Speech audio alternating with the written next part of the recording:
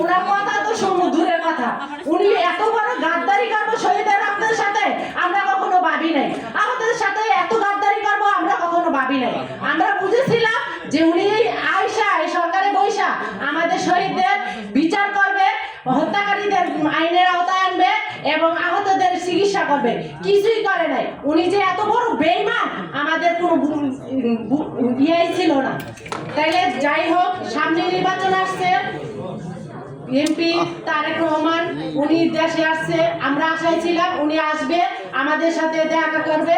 এই ডক্টর ইউনূস তো আমাদের এই সরকারে বৈশা শহীদ ফ্যামিলিদের ডাকে নাই, একবারের জন্য কি ওনার দেখা করার সুযোগ হয় নাই?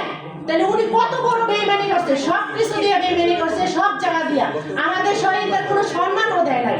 আমরা যে শহীদ ফ্যামিলি ওনার একটা বার দেখে এই যে 2টা 3টা ঈদ গেছে একবারও বসে নাই, কেন ওনার কি বসা উচিত ছিল না?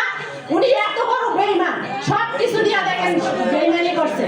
তা আমরা এখন চাই তারেক জিয়া আসছে বাংলাদেশে, সামনে নির্বাচন, আমরা চাই উনিও যেন আমাদের সাথে এরকম গাদ্দারি না করে ডক্টর ইউনূসের মতো, উনি যেন আমাদের শহীদ